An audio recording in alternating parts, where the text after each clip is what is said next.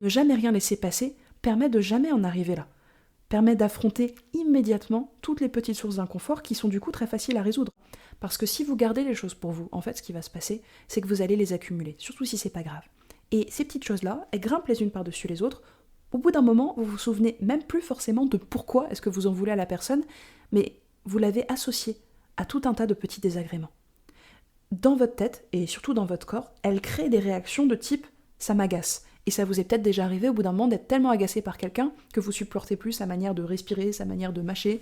Ça arrive souvent dans les relations de couple, ça qui est un moment où tout nous insupporte. Et ça vient parce qu'il y a une très grosse accumulation de ressentiments. Et comme je vous le disais, on ne sait même plus au bout d'un moment d'où ça vient. Donc, ne jamais rien laisser passer permet de jamais en arriver là. Permet d'affronter immédiatement toutes les petites sources d'inconfort qui sont du coup très faciles à résoudre. Un moment où quelqu'un s'est vexé pour rien, c'est très facile à gérer, c'est tranquille. Mais que quelqu'un nous en veuille depuis 5 ans et sache même plus pourquoi, v'là la galère pour résoudre ça. Comment tu peux rabibocher un truc où tu sais même pas ce qu'il y a à sauver? Et parfois, c'est aller tellement loin que émotionnellement, il y a eu un détachement qui s'est fait. Et résoudre un détachement émotionnel, c'est beaucoup plus dur que de résoudre le fait que quelqu'un est déçu et aurait besoin d'excuses.